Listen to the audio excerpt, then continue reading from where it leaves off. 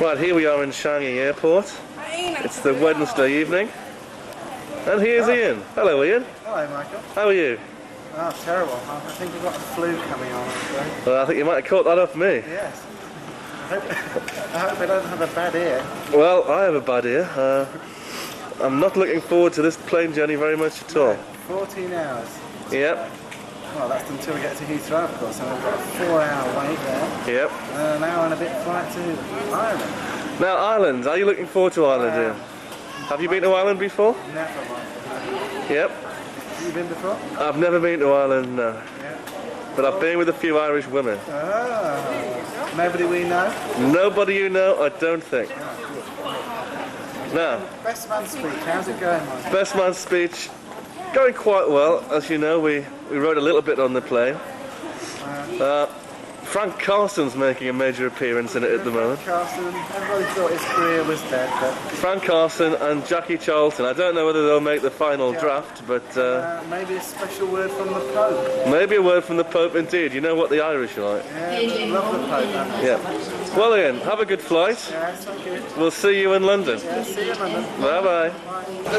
Right, here we are in Heathrow Airport, waiting for the flight to call. How do you enjoy your flight, Ian? Food was terrible, Michael. The what? Food was terrible. Food was terrible. Nice. Yeah. It wasn't too bad. I got a few hours sleep. How do you feel now? Terrible. Are you looking forward to a few Murphys this afternoon? Yes, very much. Maybe a Guinness or two? Maybe a Guinness or two as well. Now, what are you looking forward to the most today, Ian? Seeing Sandy. Yeah, what about Stella? Is she going to see this video? Yeah. Yeah, I'm looking forward to seeing her as well. Okay. How are you, Susan? Tired. Tired? You looking forward to the weather? Good. Right, Uncle Peter. First time on the video. How are you?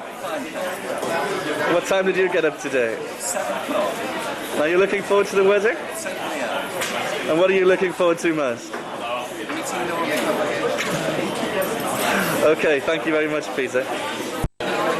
There we go, here's Mr. Peart. Hi. Anything to say to the camera, Michael? Nothing really, Ian, except I'm looking forward to the wedding immensely. Yeah. How are your ears? I'm sorry? How are your ears? My ears are very bad. In fact, I may not make it to Ireland. If I do make it to Ireland, I may not be in one piece. I hope you appreciate this, Eleanor, because I've got cold and my ears are very painful. I'm not looking forward to this flight at all. And what are you looking forward to most about going to Ireland, Michael? Forward to seeing Noreen, of course. I think everybody's looking forward to seeing Noreen. Ivy, Rose and Mary, Murphy's, Guinness, and I'm particularly looking forward to the best man speech. Okay, how's it going, the best man speech? Well, it's not going at all yet. I'm hoping for some inspiration later this afternoon. Okay. Okay? Right, see you in Ireland then, Michael. Bye. Bye. Variety. And panning across to Peter. Hello, Peter. Ian waiting for his bags.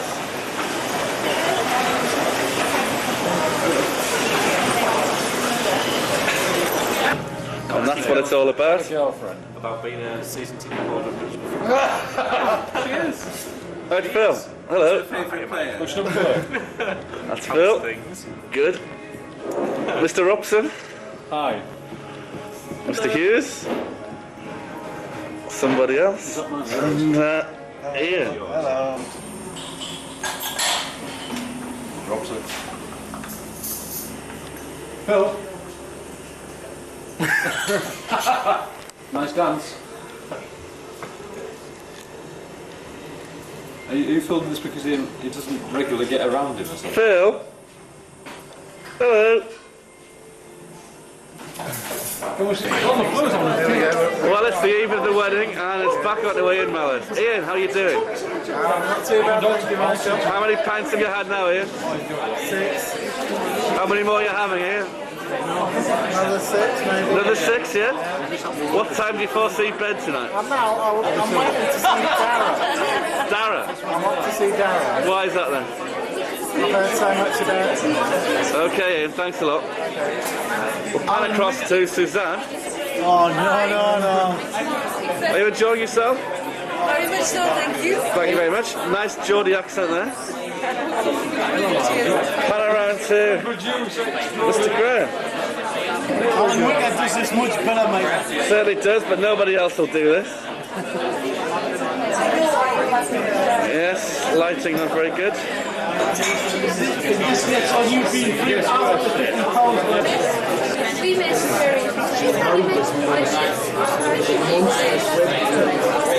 I think you'll be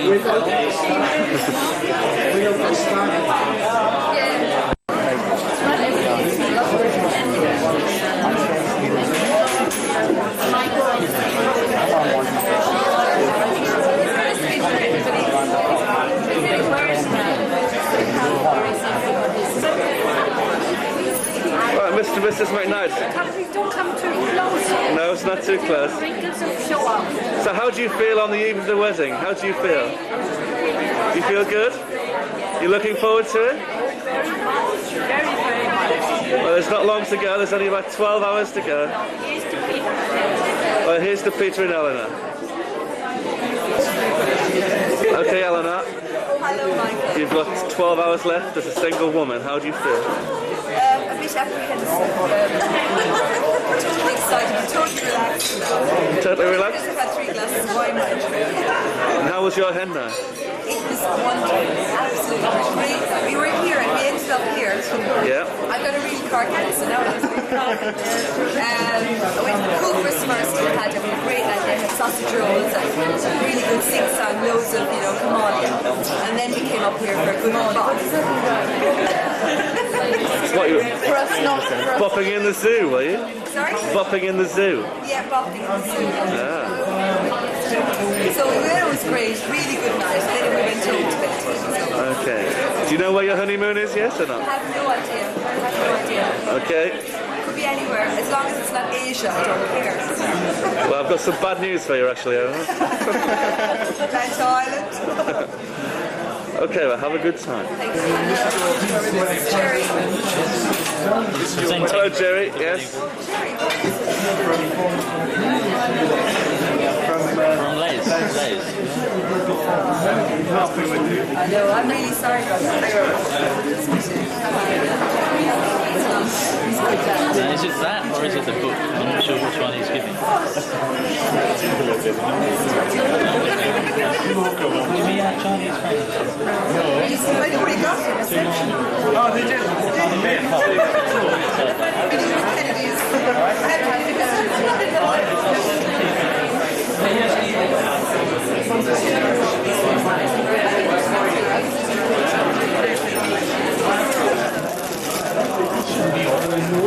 Bottle of Bollinger, Mike. Uh-huh.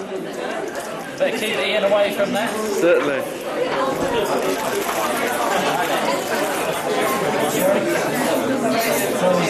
Get out of the way, Dave.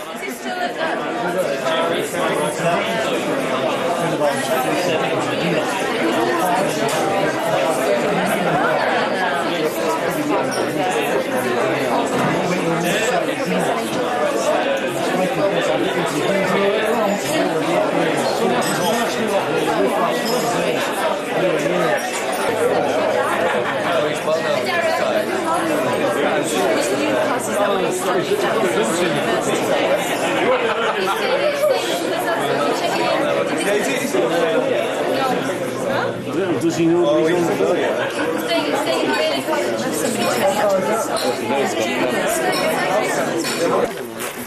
Here we are.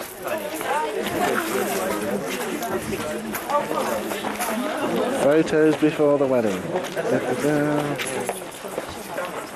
That one look lovely.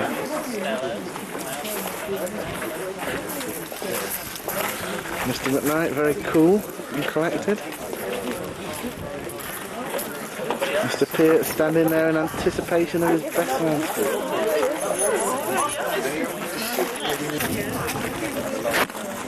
There we are. There's all the guests. No bride yet. There's Susan. How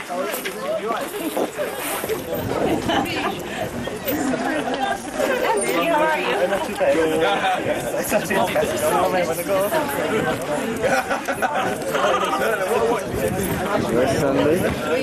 Stella. Bye bye.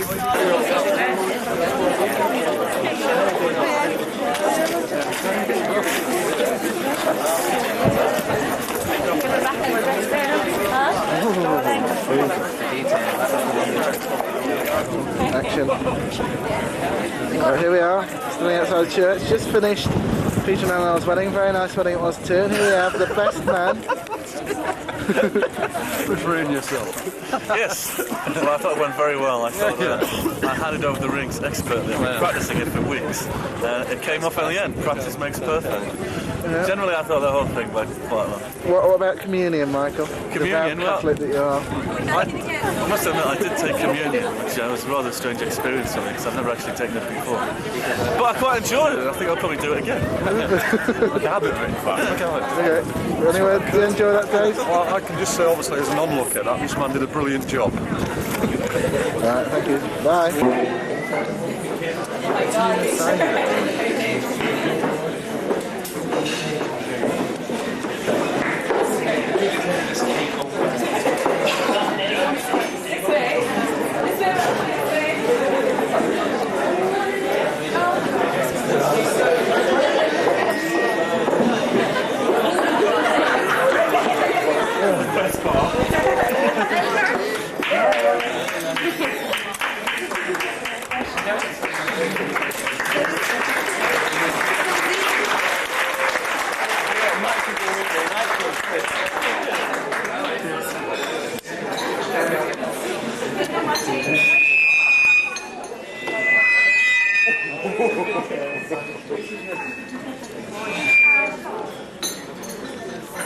Pride Club. Canada Air. Ladies and gentlemen, I wish to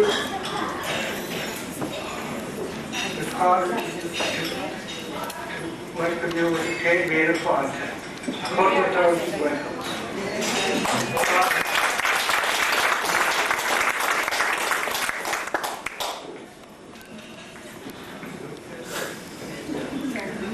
Wendo's and Peter's wedding.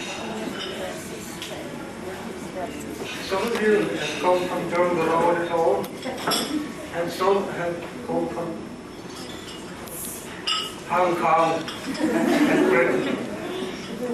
Thousands of miles away from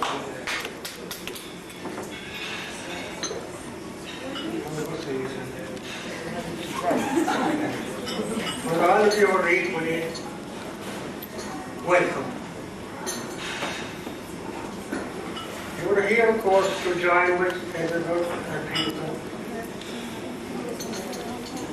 Their day of happiness. So, on behalf of Fred, my wife, and Michael, my son,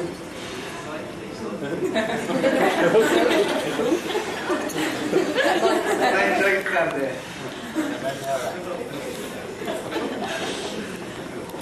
I thank you very sincerely. So God bless you all.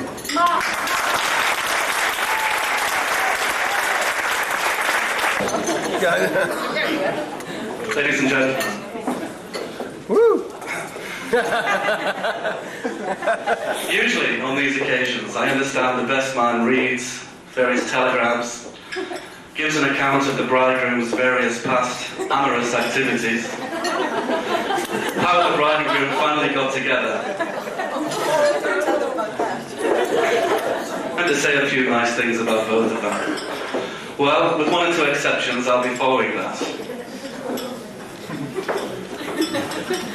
Firstly, I'd like to propose a toast to the two beautiful bridesmaids today, Noreen and Ivy.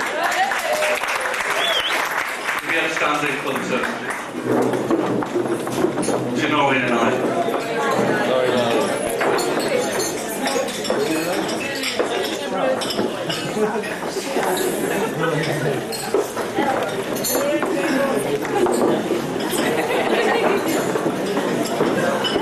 I'm in room 218, girls.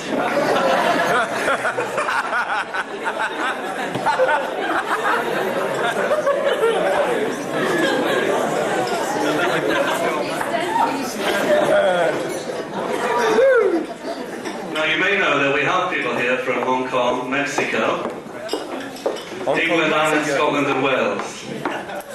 They've travelled a long way to celebrate Peter and Anna's wedding, and to all of them I say, que mila forte.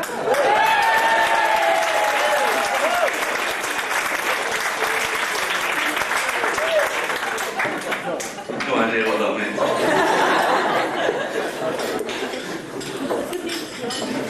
Well, it was about 3 months ago that Peter told me it's a weekend away and to an island not far from Hong Kong. It wasn't just me and him, it was other people as well. But I was to be his best man. I was very surprised.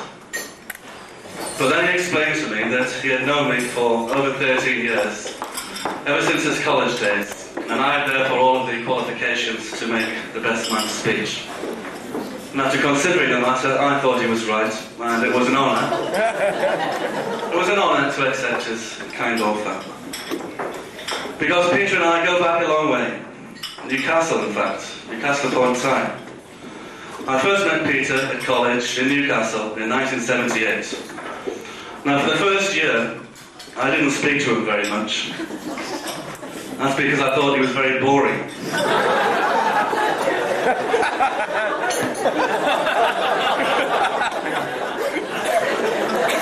Right. But as the months progressed, I began to appreciate the qualities within him. As obviously Eleanor did 10 years later.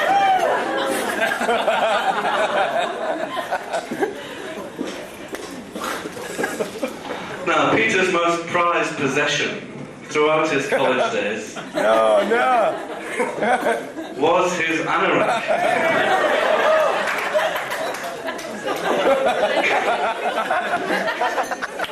Now, this was a most unique model. It was black on the outside and it was red on the inside. And it was interchangeable, so you never know whether you're going to see a red Peter or a black Peter. Now, Peter loved his anorak. He was in tears when his anorak finally died through a surgical removal in 1988.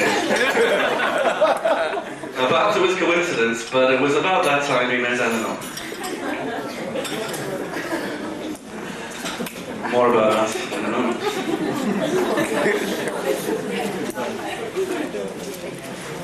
He's lost his pen.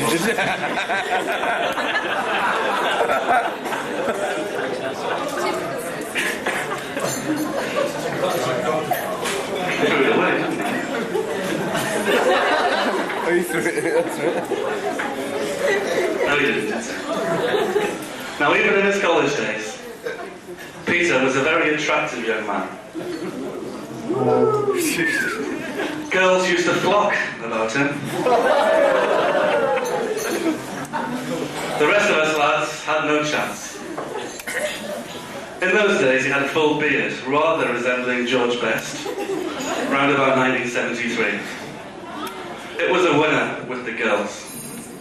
No girl on campus could feel safe when Peter put on his anorak on a Friday night and went down to the college disco. Now, we all had nicknames in those days. Mine was Big Geordie, for obvious reasons. Peter's was 5 times a night McKnight. I think that referred to his drinking ability. Now, his prowess was known throughout Newcastle. Even legendary figures, and they're here tonight, ladies and gentlemen. Oh no.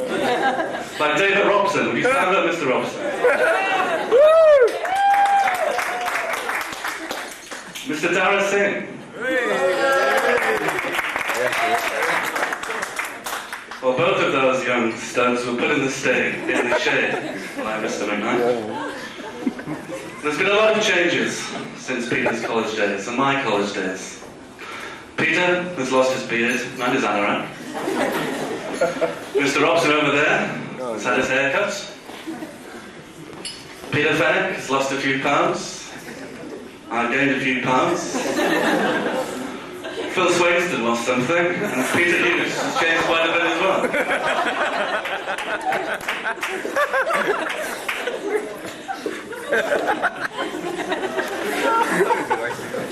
Ask Peter about that. But the biggest change is with Peter. Prolific though he was at college, he wasn't very happy. He was looking for something more, a deep, meaningful relationship. And after he left college, a few years later, he finally found the girl he wanted to marry. And her name was Deirdre.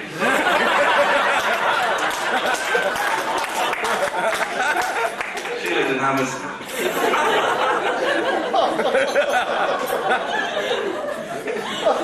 But alas, that relationship foundered on the slippy rocks of love, and he found himself single again. And that's where fate and Eleanor stepped in. Peter and I had both qualified as lawyers, and I joined him in London in 1987.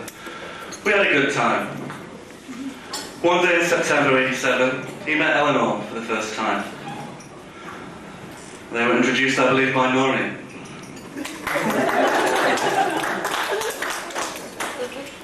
I met her myself through Peter a week or so later.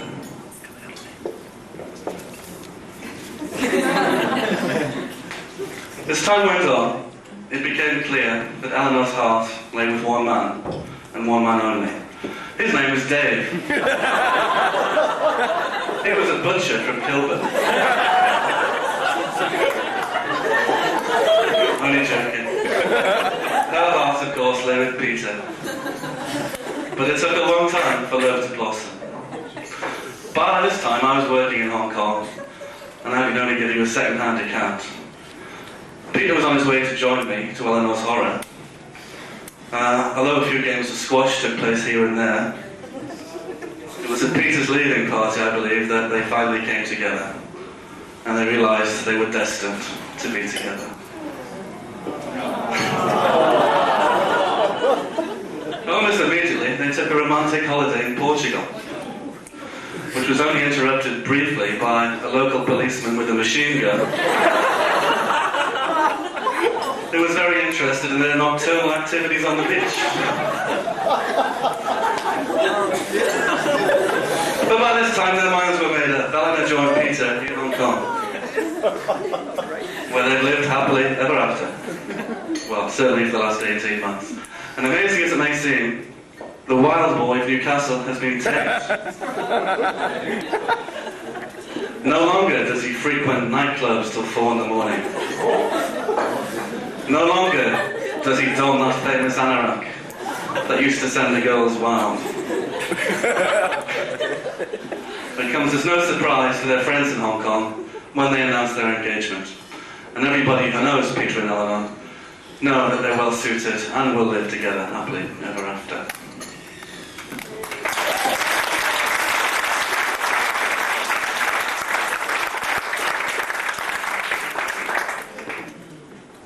That's enough about Peter. What can I say about Eleanor? I've only known her for 4 years, but that's long enough to appreciate that Peter is very lucky to be marrying such a remarkable woman.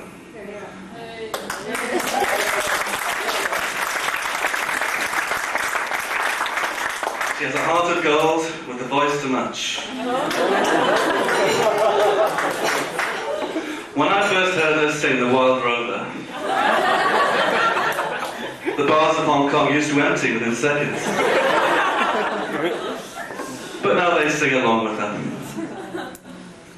I believe she might have a great future in the music business, and hopefully will be treated to a few bars later on. No doubt we will. But in all seriousness, Peter and Eleanor are two of the nicest people I know, and I'm thrilled to be there to be Peter's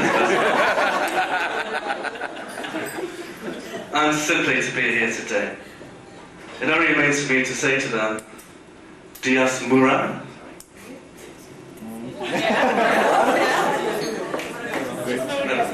Dias Mura. Have a long, happy and prosperous married life. And may I ask all of you to be upstanding and join me in a toast to the happy couple. Ladies and gentlemen, I give you Peter and Eleanor. That's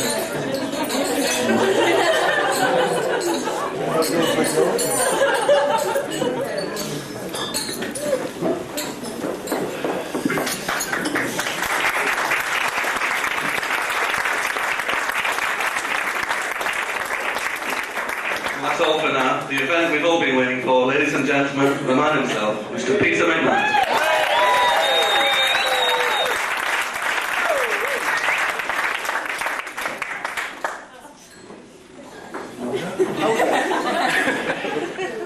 Well, I've heard some rubbish in my time. It always comes from him.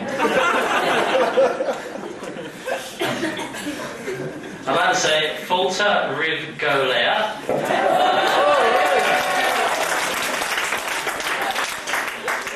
And I don't know what that means either.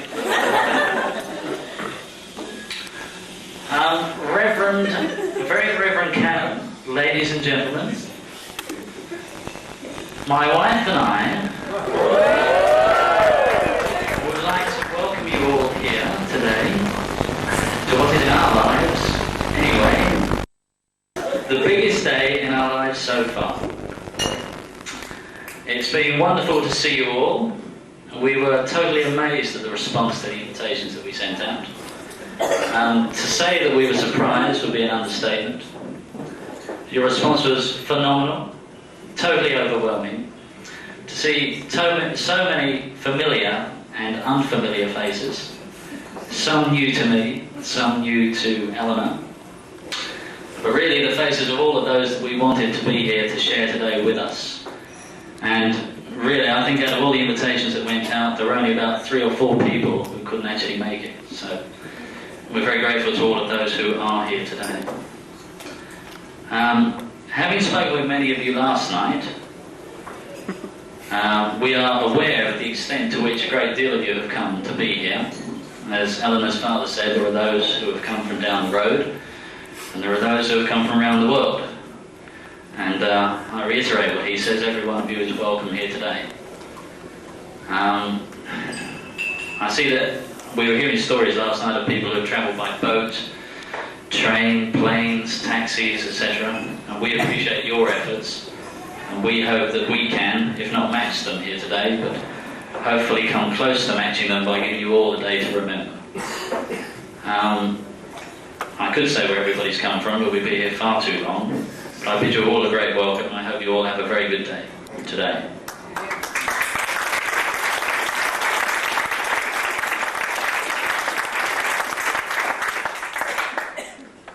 That's the welcome out of the way. I now have to get on to various thank yous. I'm thanking you. I'd like to thank my parents, Evelyn and John, for all their years of love, kindness, help, support, understanding, and above all, patience in moulding me into what I am today, or some of me for today. I'm told it's not easy being a parent, and this is the one opportunity that I get to thank them in public. So I'd like to thank them.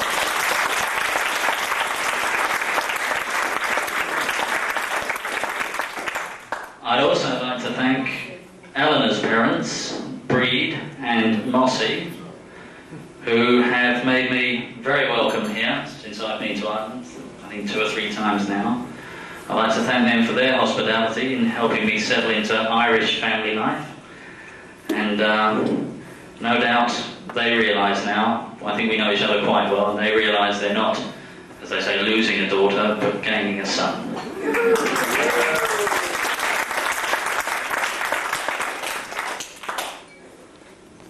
As I said before, it's impossible to name everybody, but there are a few special cases who I'd just like to say thank you for. Thank you to.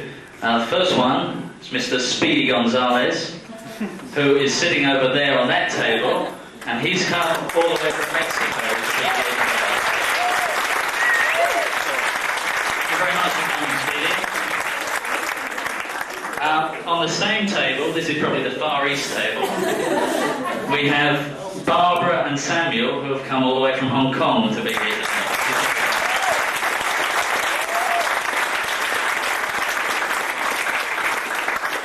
And last but not least, somebody not too far away, who's sitting on my right, who's also come all the way from Hong Kong today. I'd like to thank Michael for being my best man.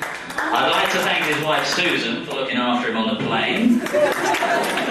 And I'd also like to thank Ian Mellors for supplying half of the script for the speech.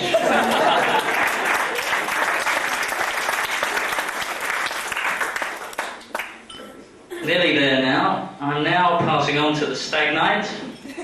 I'd like to thank the ADW McKnight, the Atletico de Wanchai Football Club Hong Kong McKnight, organised by Ron and Reg.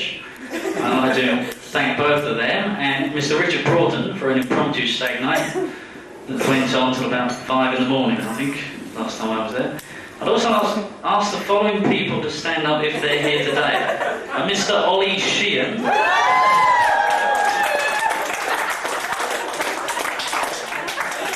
Mr. James Driver Collins. Mr. David Bailey Rabby. Mr. Anthony Sober Driver Jones. And last but not least, Mr. Michael Minder Quirk. I'd like to thank them all for the stag night the other evening, and I'd still like to know what happened to you lads.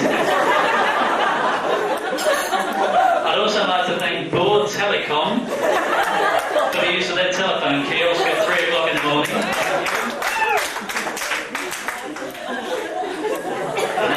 Now, my bride, my beautiful bride, I'd like to thank Eleanor for being here today, for accepting my proposal of marriage. She's not only a beautiful bride, I think she's a beautiful bride, but she's also, I think as everybody knows, my best, my closest and my dearest friend. And she's been absolutely tremendous coping with all the pressures of getting everything ready in the small time that we've had. And I think I'd just like to actually toast her now. If you could all stand, please. To Eleanor, the bride. Thank you very much.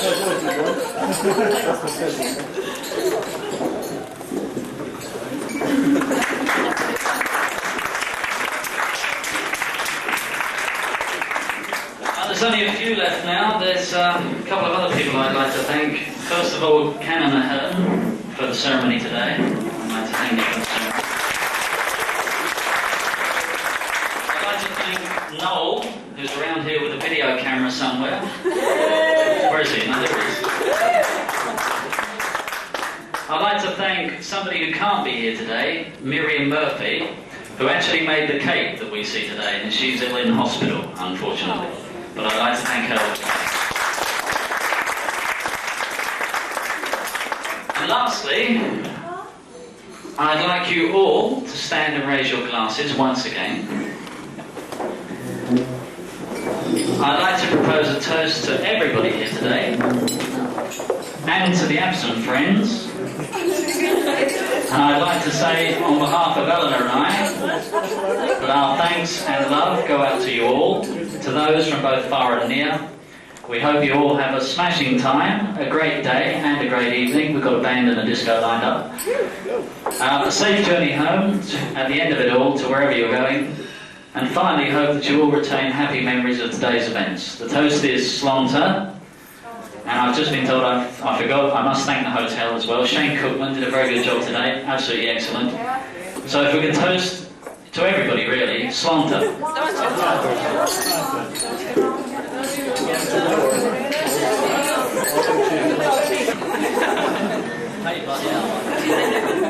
Can I call upon the very beautiful bride, Miss Eleanor Quirk?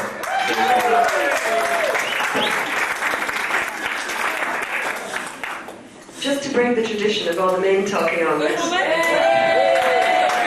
Also, I'd like to personally thank a few people.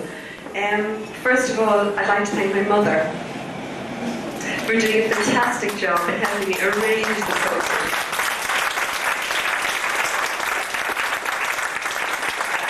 I couldn't have done it without her. She was brilliant. Personal secretary for the last 6 months. And my dad also, of course. Big help.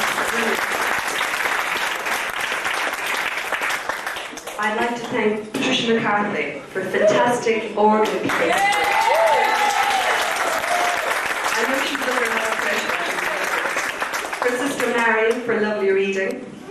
Peter Bennett, Rose, Anthony, Monica as well. My two beautiful bridesmaids, Noreen and Ivy, who not only were my bridesmaids, but my two best buddies, and they have been fantastic to me in all the years that I've known them.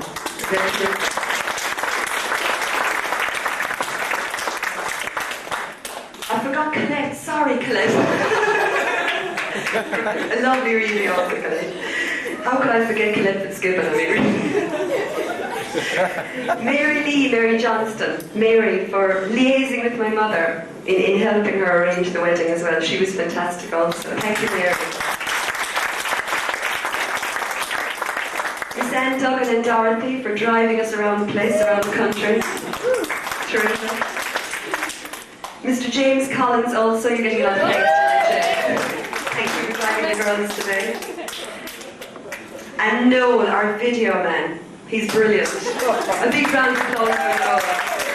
He's got a video stuck in his eye all night now.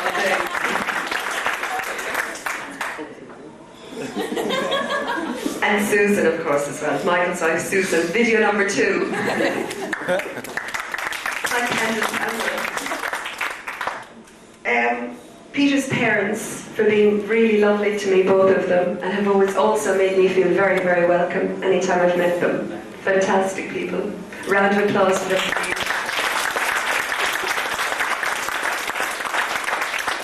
And Father Ahern, and a lot of you may have noticed I was dreadfully nervous in the church today, and he made me feel very relaxed. I'd like to thank Canon Ahern as well.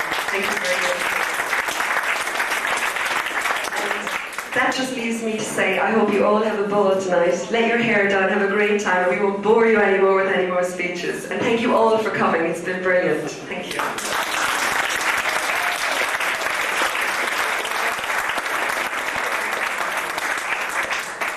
Well, there are more boring speeches, I'm afraid. Can I call upon...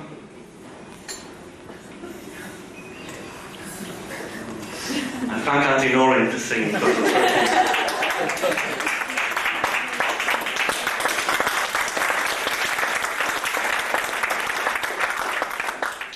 Can I call upon the person who left Peter in the telephone box? So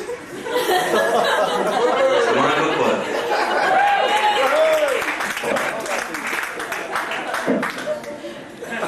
Thank you, Michael. Well, what can I say after all that wonderful speech making, but as Park Work and Park Community, I'd like to thank a few people as well. It's been a wonderful day, and I hope everybody have enjoyed themselves, people that have come from far, people that have come from near. But it's a sad and a joyful day for the Quirk family, because in a way we're losing Eleanor, who has been a remarkable sister, and I've known her a lot longer than Michael has known her. And she's a very strong and steady and honest person, and a great sister to have down through the years.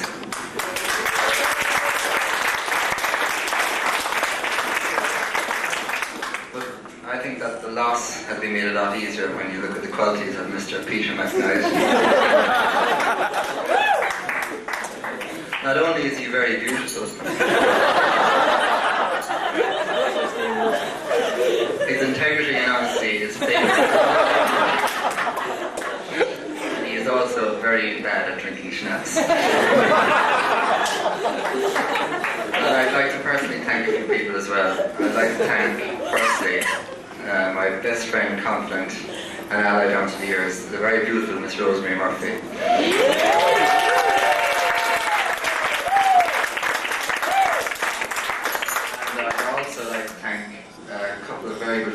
Who enabled me to get involved in the preparation for the wedding and given me the time to do that.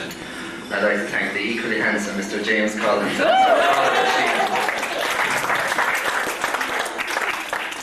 And I'd like to thank the 5 lads who went out on Tuesday night with Peter and myself. I'd like to thank Davey, Anthony, Ollie. I'm not going to include Mr. Collins in that because rumour has leaked to me that while the rest of us were searching Cork for 2 hours, Mr. Collins was eating a doner kebab and chips and hot stuff. So I can't thank him for that, but I'd like to thank him for everything else. And I have to read a few cards here now, I believe, so I'll do that. And the first one is for all you soccer fans. It's from John Aldridge, and it's wishing Peter and Eleanor the best in their wedding. And the second card is from Brendan and Arlene and Sally, from Brendan's Bar and Sally. Best wishes. And I'd like to pass over the microphone now to the very beautiful bridesmaid, Miss Noel Corbett, all the way from Clare. They're looking very well. Room to say and read a few cards, okay?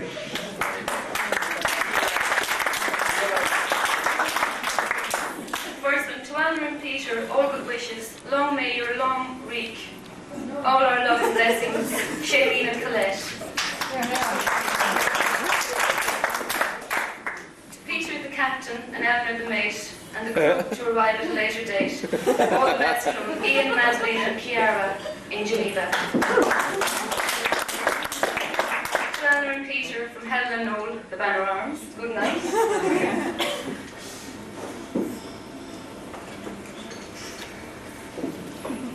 Best wishes for a long and happy marriage, Colin MacDonald. To Eleanor and Peter from Vincent and Maureen Corbett. And now I hand back to the best man, Mike.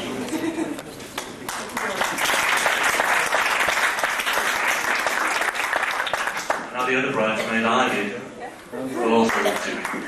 Thank you, I'm not saying any thank you. I will try and stand. More cards. To Eleanor and Peter, congratulations and best wishes from the management and staff of the Middleton Park Hotel. To Eleanor and Peter, every happiness to you both. Love from Elizabeth and Sarah.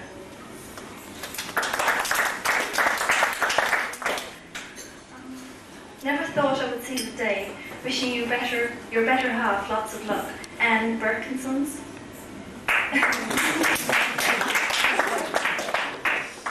And there's 2 more faxes from Hong Kong from people who couldn't be here.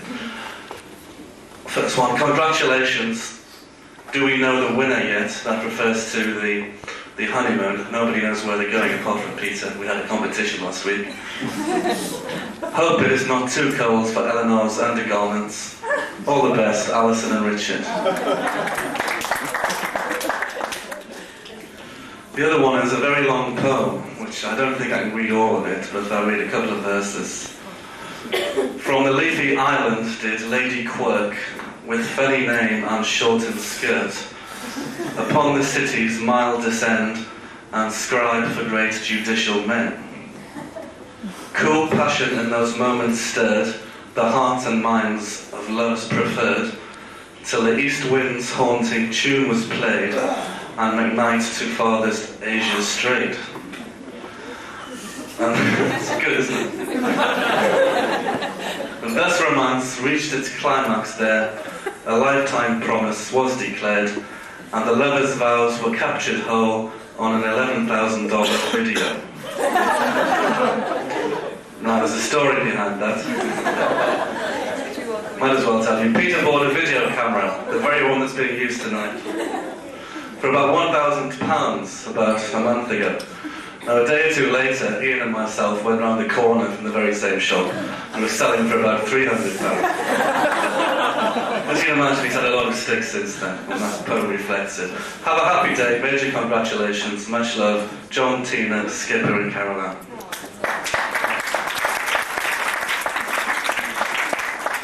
Well, that just about ends the festivities. May I call upon Canon Ahern to say grace.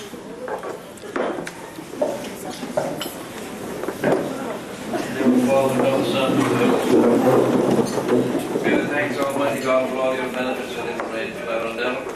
May divine assistance always remain with us and so for him, for part of the mercy of God, rest in peace, amen. In the name of the Father, and the Son,